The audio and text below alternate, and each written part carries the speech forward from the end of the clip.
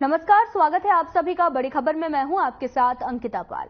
इस बुलेटिन में हम बात करेंगे दिन की 4 बड़ी खबरों की। पहली खबर कुरुक्षेत्र से है, जहां पर सीएम नायब सिंह सैनी ने मां भद्रकाली मंदिर में पूजा अर्चना की है और पत्रकारों से बातचीत के दौरान कांग्रेस पर जमकर निशाना भी साधा। दूसरी खबर अंबाला से है, जहां पर जेल में बंद किसानों की रिहाई को लेकर शंभू रेलवे स्टेशन के नजदीक किसानों ने रेल ट्रैक जाम कर दिया है। तीसरी खबर यूपीएससी के नतीजों से जुड़ी है, जहां पर प्रदेश भर के युवाओं ने रैंक हासिल कर देश का नाम रोशन किया है। और चौथी खबर जो है वो रेवाड़ी से है, जहां पर यातायात नियमों का उल्लंघन करने वालों के खिलाफ पुलिस ने सख्त कार्रवाई करते हुए चालान को काटा है। आप टीवी स्क्रीन पर 4 बड़ी खबरें देख सकते हैं, जहां पर सीएम नायब सैनी ने कांग्रेस पर निशाना साधा, तो वहीं दूसरी तरफ किसानों ने रेलवे ट्रैक को जाम किया। तीसरी खबर यूपीएससी में हरियाणा के छात्रों का दम देखने को मिला और चौथी खबर यातायात नियमों के उल्लंघन पर लगातार कार्रवाई जारी है।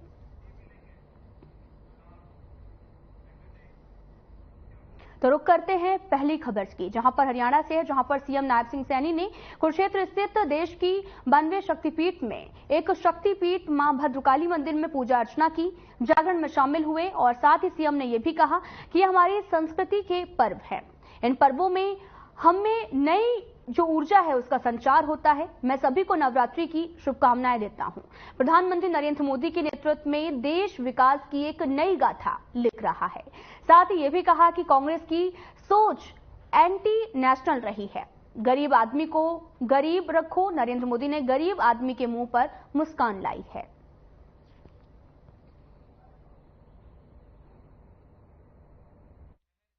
नवरात्रों का महापर्व है। आज दुर्गाष्टमी का दिन है, कन्या पूजन का दिन है। मैं सभी प्रदेशवासियों को, देशवासियों को दुर्गाष्टमी के इस महापर्व की बहुत बहुत बधाई और शुभकामनाएं देता हूं। ये पर्व, ये हमारी संस्कृति के पर्व हैं, हमारे संस्कार के पर्व हैं और हमें इन पर्वों से एक नई ऊर्जा का संचार हम सब में होता है और मैं सभी को इस शुभ अवसर की बहुत बहुत बधाई और शुभकामनाएं देता हूं। नहीं, मां के चरणों में हर वर्ष आने का मौका मिलता है। नरेंद्र मोदी जी के नेतृत्व में ये देश एक विकास की नई गाथा लिख रहा है। आज गरीब के चेहरे पर इन 10 वर्षों में जो अंतिम पायदान पे खड़ा व्यक्ति है उस तक लाभ पहुंचाने का योजनाबद्ध तरीके से काम हुआ है। महिलाओं को सशक्त करने का इन 10 वर्षों में नरेंद्र मोदी जी के नेतृत्व में काम हुआ है।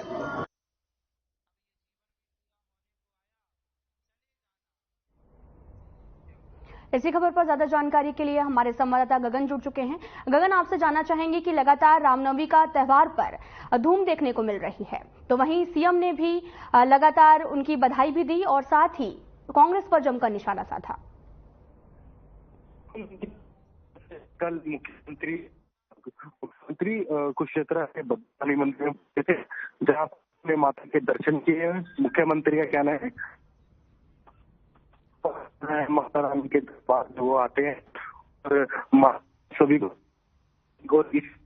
उन्होंने कहा कि पिछले 10 वर्षों में नरेंद्र मोदी की सरकार ने बहुत से किसानों की जाए, रोजगार की जाए, महिलाओं की सुरक्षा की बात और महिलाओं के सम्मान की बात की जाए, तो इस तरह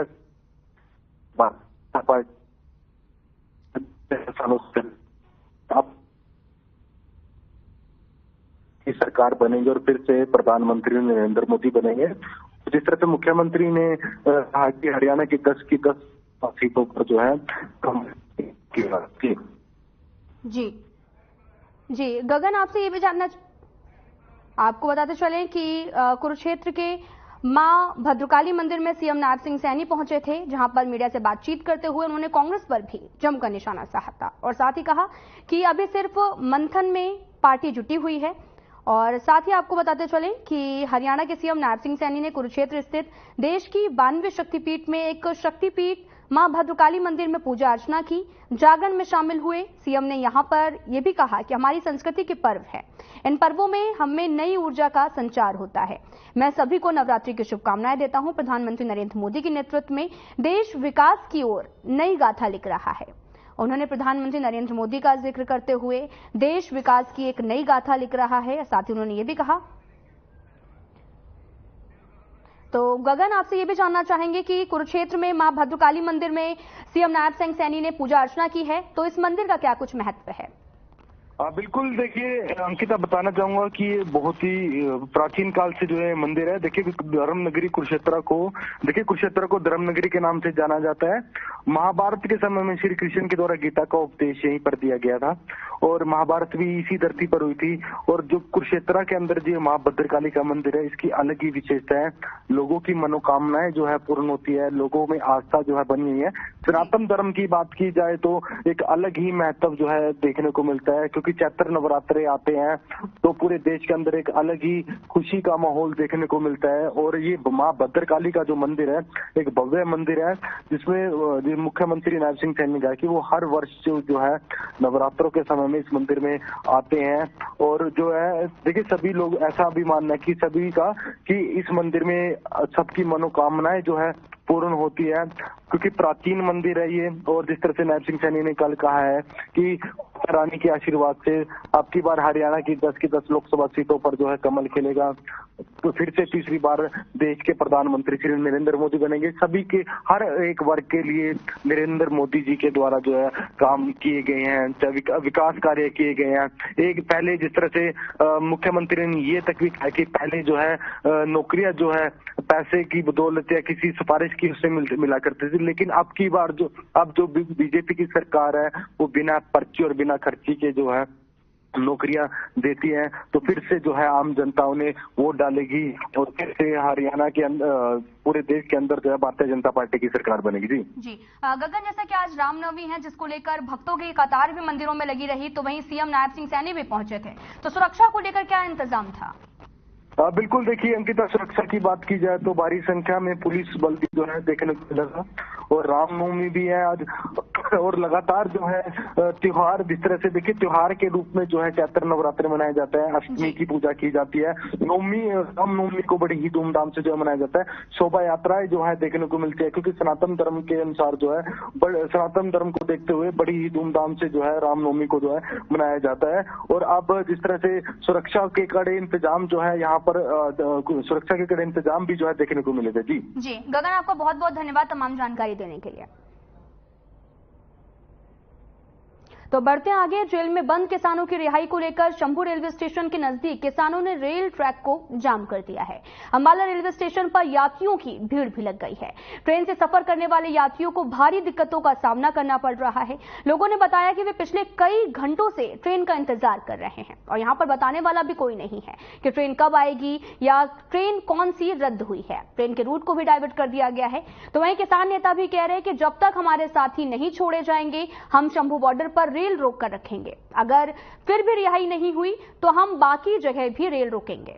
शंभू बॉर्डर पर पुलिस ने सुरक्षा के कड़े बंदोबस्त किए हैं। अंबाला रेल मंडल से सीनियर डीसीएम नवीन कुमार ने बताया कि किसानों ने रेल ट्रैक को जाम किया है, जिसकी वजह से 11 पैसेंजर ट्रेनों को रद्द किया गया। वहीं 19 ट्रेनों का डायवर्जन भी किया गया। तो वहीं यात्रियों को हो रही परेशानियों पर जवाब देते हुए उन्होंने ये भी बताया कि स्टेशन पर 5 इंक्वायरी के काउंटर्स भी बनाए गए हैं। अंबाला छावनी निवासी आज अपनी पत्नी के साथ किसी विशेष कार्य के लिए अंबाला छावनी से दिल्ली के लिए वंदे भारत ट्रेन में जाना चाह रहा था।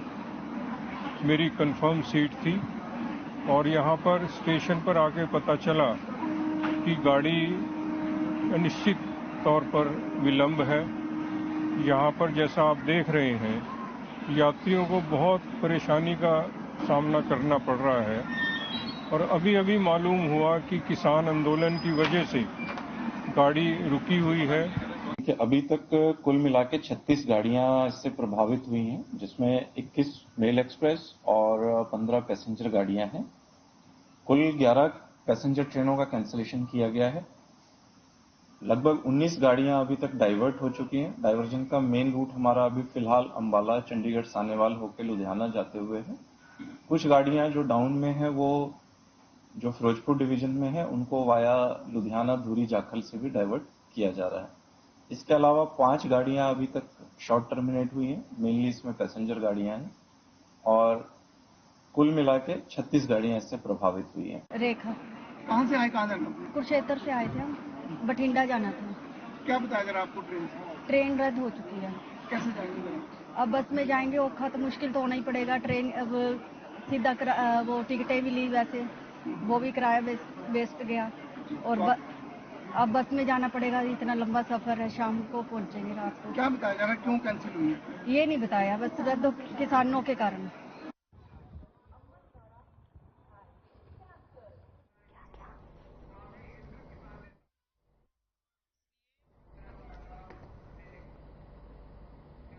इसी खबर पर ज्यादा जानकारी के लिए किसान नेता हमारे साथ जुड़ चुके हैं, सौम्येंद्र। सौम्येंद्र जी, आपसे ये जानना चाहेंगे कि किसानों ने ट्रैक को जाम किया जिससे कई लोगों को परेशानियों का सामना करना पड़ रहा है, तो क्या ये तरीका सही है?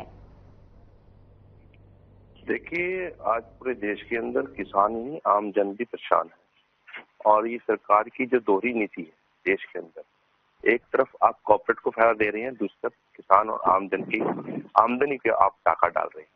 आज किसान क्या मांग रहा है? एमएसपी तो मांग रहा है, मिनिमम सपोर्ट प्राइस मांग रहा है। सरकार से कह रहा है कि जिसकी खुद सिफारिश देश के माननीय प्रधानमंत्री जी जब वो मुख्यमंत्री हुआ करते थे गुजरात के, उन्होंने कहा था कि एमएसपी होनी चाहिए और एमएसपी सख्त गारंटी कानून होना चाहिए जी। तो क्या आज जब उन्हें सरकार बनाने का मौका देश की जनता ने दिया और 1 दशक लगातार 10 वर्ष आपको मौका दिया, तो क्या माननीय प्रधानमंत्री का फर्ज नहीं बनता था किसानों की जो मांग को वो खुद मांग रहे थे?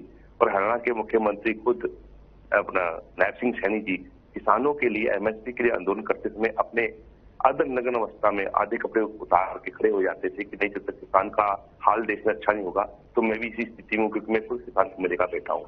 तो आज सरकार को क्या चाहिए? सरकार को चाहिए था आमजन की बात को सुने, किसान की बात सुने। किसान कोई विदेश से आए व्यक्ति नहीं है, भारत के सपूत है जो देश की सीमा की रक्षा करते हैं, जिसका पेट पालने का काम करते हैं और सबसे बड़ी आबादी और मैं कहूँगा असंगठित क्षेत्र में सबसे ज्यादा रोजगार देने का अगर कार्य करता है भारत के अंदर, वो कृषि क्षेत्र ही है और कृषि क्षेत्र में भारत के अंदर लगभग 78% लोगों को रोजगार मिलता है। तो ऐसे आप असंगठित क्षेत्र को जो कृषि पे आधारित जो लोग अपने रोजगार को ढूंढते हैं और पेट पालने का काम करते हैं, ऐसे क्षेत्र के अंदर अगर आप लूट खसोट का माहौल बना रहेगा, किसान इसी प्रकार उत्पीड़ित और उत्पीड़न का शिकार होता रहेगा, तो मैं समझता हूँ देश कहीं आगे नहीं बढ़ पाएगा। आज मात्र रेल रुकी है, कल देश भी रुक सकता है। तो सरकार को चाहिए किसान की आवाज को बड़ी गंभीरता ले और जो नियमानुसार किसानों का अधिकार बनता है वो सरकार को देना चाहिए। जी, सौम्येंद्र जी, आपसे ये जानना चाहेंगे कि सब बातें तो आपकी ठीक हैं, लेकिन जिस तरीके से आप आंदोलन कर रहे हैं, लगातार रेलवे ट्रैक को जाम किया हुआ है, लोगों को काफी परेशानियों का सामना करना पड़ रहा है, कई जो ट्रेनें हैं वो भी कैंसिल हो गई हैं। देखिए, मैं बता देना चाहता हूँ, भारत एक आंदोलन का देश है। ये देश वही देश है जब देश ने अंग्रेजों के खिलाफ आंदोलन किया था, उस समय देश के सबसे बड़े नेता महात्मा गांधी आंदोलन किया। असत्याग्रह भी देश में हुआ है, असहयोग आंदोलन भी देश के अंदर हुआ है।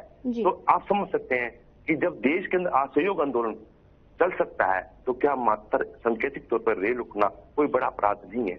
ये किसान की आवाज, आमजन की आवाज है कि देश का चक्का जाम नहीं हो रहा, देश की अर्थव्यवस्था जाम हो रही है। आपको समझना चाहिए कि आज देश का जो किसान मांग रहा है वो नियमानुसार मांग रहा है, कोई अलग अलग से किसान की डिमांड नहीं है। खुद बीजेपी के मैनिफेस्टो में और खुद प्रधानमंत्री ने कहा था कि 2022 में किसानों की आय दुगनी हो जाएगी। इसका भी आंदोलन सरकार को करना चाहिए। स्वामीनाथन की रिपोर्ट लागू करने की सरकार ने बात की थी कि पूर्णतः स्वामीनाथन की रिपोर्ट लागू होनी चाहिए, जो पिछले समय दूसरी सरकारों ने की, हम उसका काम करने का काम करेंगे। तो ऐसे प्रधानमंत्री जिन्होंने हमारे को वादे किए हैं और हमें उम्मीद है कि प्रधानमंत्री जी को ये काम करना चाहिए था और हो जाना चाहिए था अब तक। जी, सौम्येंद्र जी, आपका बहुत बहुत धन्यवाद। तो बढ़ते हैं आगे। यूपीएससी के नतीजों से आ गए हैं जहां पर प्रदेश भर के युवाओं ने रैंक हासिल कर देश का नाम रोशन किया है।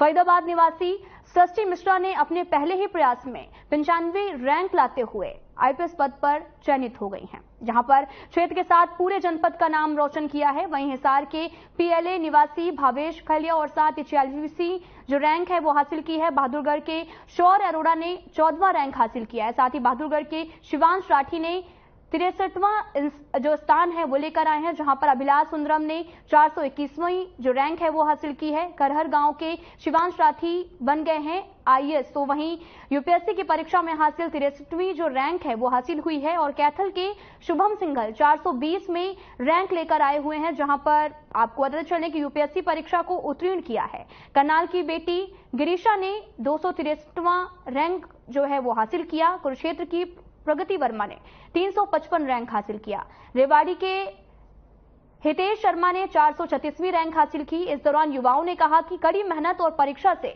उन्होंने ये हासिल किया है।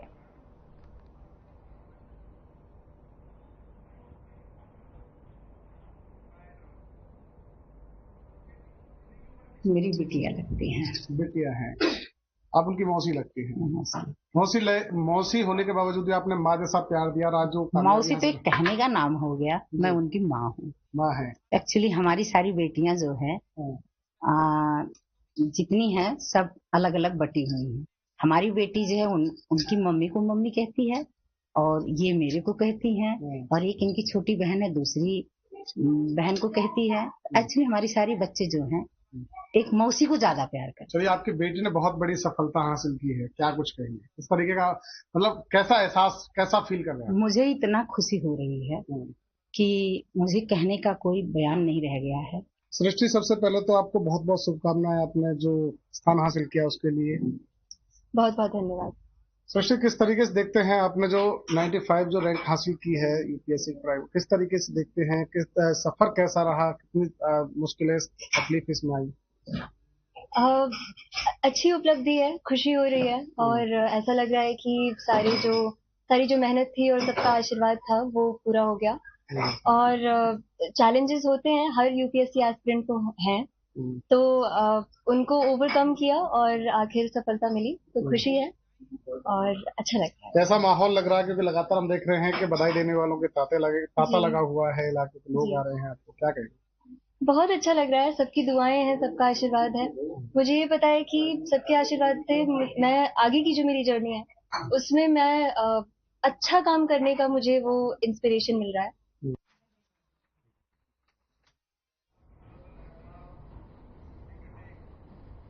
इसी खबर पर हमारे संवाददाता मोनू पंचाल जुड़ चुके हैं। मोनू पंचाल, आपसे जानना चाहेंगे कि यूपीएससी का रिजल्ट आ चुका है, जिसमें कई छात्राओं और छात्रों ने बाजी मारी है। जी बिल्कुल अंकिता, देखिए जिस तरीके से यूपीएससी जो है, यूपीएससी का जब रिजल्ट आया तो रिजल्ट के दौरान जिस तरीके से देखा जाए तो तमाम राज्यों के बच्चों ने जिस तरीके से पेपर दिया, कई जिलों में जो है हरियाणा भी पीछे नहीं रहा, क्योंकि हरियाणा में भी जो है कई बच्चों ने पेपर दिया और कई बच्चे जो है वो पास आउट हुए। और उसी की कड़ी में देखा जाए तो आज जो है जो सृष्टि मिश्रा है फरीदाबाद के सेक्टर 88 में ये रहती है और यहाँ पर भी जो है वो 95% की रैंक जो 95वीं जो रैंक है वो यहाँ पर हासिल करी। और कहीं ना कहीं जिस तरीके से देखा जाए तो यूपीएससी जो बच्चे पेपर देते हैं उनकी बड़ी आशाएं रहती है कि वो रिजल्ट आए और अच्छी अंकों से वो पास हुए, तो इसी के चलते जो है यहाँ पर सृष्टि ने जो है अच्छी बाजी मारते हुए 95 रैंक जो है वो हासिल यहाँ पर की। और उसके साथ ही मैं आपको बता दूं, सृष्टि के परिवार में पूरी तरीके से खुशी की लहर यहाँ पर देखी जा रही है, क्योंकि सृष्टि एक जो है उत्तर प्रदेश की लड़की है और यहाँ पर जो है फरीदाबाद में सेक्टर 88 में वो अपनी मौसी के पास रहती है, क्योंकि सृष्टि ने जो है वो विदेश में पढ़ाई करी और उसके उपरांत जब वो भारत आई और भारत की पढ़ाई करी और भारत में आकर के उन्होंने पढ़ाई करी तो उन्होंने फैसला लिया कि कहीं ना कहीं यूपीएससी का पेपर एग्जाम देना चाहिए, वो पास आउट करना चाहिए। तो वो जो है जो सृष्टि मिश्रा ने वो कर दिखाया और उन्होंने जो है पहला जो यूपीएससी का पेपर उन्होंने दिया और कुछ अंकों से वो जो है पहले जो है कुछ अंकों से रह गई थी, लेकिन कहीं ना कहीं फिर दोबारा से मेहनत जो है वो सृष्टि मिश्रा ने दोबारा से शुरुआत करी और कहीं ना कहीं दूसरी बार में अच्छी रैंक से जो है वो बाजी मारी। और कहीं ना कहीं देखा जाए तो पूरे परिवार में जो है वो खुशी की लहर है, माता पिताओं में खुशी की लहर है, क्योंकि नाम देश और प्रदेश का नाम भी जो है वो सृष्टि ने जो है रोशन कर दिखाया है। और उसके साथ साथ मैं बता दूं कि जो सृष्टि का जो परिवार है वो अच्छा खासा जो है वो कहीं ना कहीं देखा जाए तो उनके पिताजी जो है सृष्टि के वो एक जो है उनका नाम जो है आदेश कुमार मिश्रा है और कहीं ना कहीं विदेश मंत्रालय में जो है वो तैनात है। तो देखा जाए तो तमाम तरीके से कहीं ना कहीं फंडिंग की बात की जाए तो सृष्टि को फंडिंग में किसी तरीके की कोई परेशानी नहीं आई, लेकिन चुनौती जो है वो कहीं ना कहीं पास आउट करने की थी और कहीं ना कहीं वो पास आउट उन्होंने कर लिया। कहीं पूरी जो है वो सृष्टि के घर पर जो है वो लगातार जो है बधाइयों का तांता देने का नेताओं जो है और जो तमाम आसपास पड़ोस के जो इलाके के लोग हैं वो जो बधाइयां देने का यहाँ पर तांता लगा हुआ नजर आ रहा है। जी अगर आप बात की जाए पढ़ाई की उनकी, तो पढ़ाई तो उनकी मौसी के घर पे रह के हुई है, तो उन्होंने अपने जो पूरा क्रेडिट है वो मौसा मासी को दिया है। जी बिल्कुल अंकिता, देखिए मैं आपको बता दूं ये जो सृष्टि है सबसे पहले जो है इसने जो शुरुआती जो पढ़ाई करी है वो विदेश में करी है, क्योंकि जो इनके पिताजी फैमिली है जो वो विदेश में रहती है। जो है विदेश में जो है ब्रिज कोई देश है वो यहाँ पर रहते हैं और देश में रह करके जो है वो यहाँ पर पढ़ाई करी थी, लेकिन उस दौरान जो है वो यहाँ पर इंडिया आ गई और इंडिया आने के बाद जो है उन्होंने जो है यहाँ पर सृष्टि ने ये भी बताया कि जब मैं इंडिया आई तो इंडिया के आने के बाद जो यहाँ की पढ़ाई जो है वो कैप्चर करना बड़ा मुश्किल जो है वो सामना करना पड़ा, क्योंकि वो लगातार जो है इंडिया की पढ़ाई अलग होती है और विदेश की पढ़ाई जो है वो अलग होती है। लेकिन कहीं ना कहीं सृष्टि ने लगातार मेहनत यहाँ पर जो है वो करती हुई नजर आई और कहीं ना कहीं उनके पिताजी जो है आदर्श जो मिश्रा है उन्होंने पूरी तरीके से यहाँ पर कोऑपरेट किया अपनी बच्ची को, और जिस तरीके से देखा जाए तो वो अपनी मौसी के यहाँ पर जो है फरीदाबाद आ गई और यहाँ पर आकर के जो है यूपीएससी की तैयारी करी। और इसके साथ साथ मैं बता दूं कि जो पांचाल जी आपसे ये भी जानना चाहेंगे कि सृष्टि ने क्या कोई टिप्स दिए हैं छात्रों को पढ़ने के लिए, क्यों आखिर उन्होंने कैसे कुछ तैयारी की है अपनी? देखिए अंकिता, अगर देखी जाए तो जिस तरीके से जो है मीडिया के सवाल पर जो है कहीं जिस तरीके से सोशल मीडिया है, सोशल मीडिया का किस तरीके से इस्तेमाल करना चाहिए तो उसको लेकर के भी उन्होंने जो है सृष्टि ने साफ तौर से कहा कि अगर देखा जाए तो जिस रैंक में जिस उम्र में जो है यूपीएससी के जो पेपर दिए जाते हैं वो उम्र जो है वो काफी समझदार उम्र होती है और इसमें देखा जाए तो अगर बिगड़ने वाला बच्चा होगा तो वो बिगड़ मोबाइल के जो है वो बिगड़ सकता है, लेकिन आखिरकार अगर मोबाइल यानी कि देखा जाए तो सोशल मीडिया को अगर सही इस्तेमाल किया जाए तो तमाम जो जानकारियां हैं वो गूगल पर, यूट्यूब पर, तमाम चीजों पर होती है। और साथ साथ जो है सृष्टि मिश्रा ने ये भी बताया कि पूरी तरीके से हिम्मत नहीं हारनी चाहिए और लगातार जो वो मेहनत करेंगे तो मेहनत कहीं ना कहीं रंग जरूर दिखाती है। जी मनु पंचाल जी, बहुत बहुत धन्यवाद आपका जानकारी देने के लिए।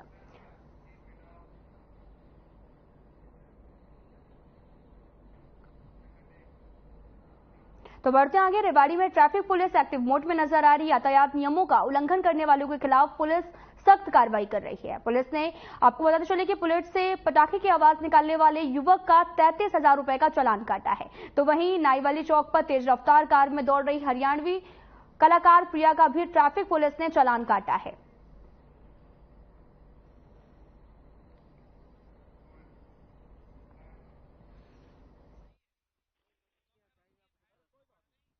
तो मैं जा रही थी यहाँ से रेवाड़ी नाईवाली चौक से, तो जैसे ही हमने साइड से थोड़ी गाड़ी निकाली, हालांकि बीच में एक ट्रक खड़ा हुआ था, जैसे हमने साइड से निकाली तो कुछ पुलिस वालों ने हमें रोक लिया। चलो उनका भी अपना काम है, रोक लिया, कोई बात नहीं।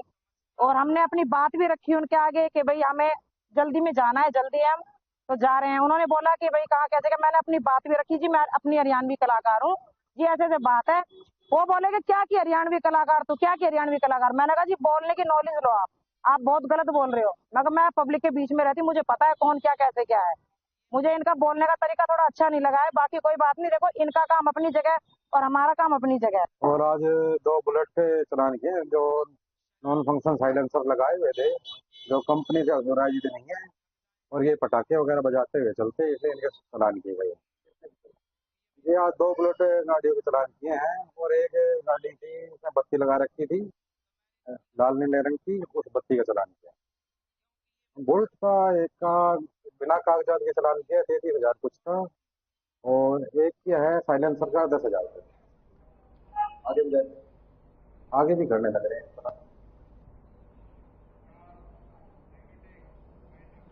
फिलहाल इस वीडियो में इतना ही। नमस्कार।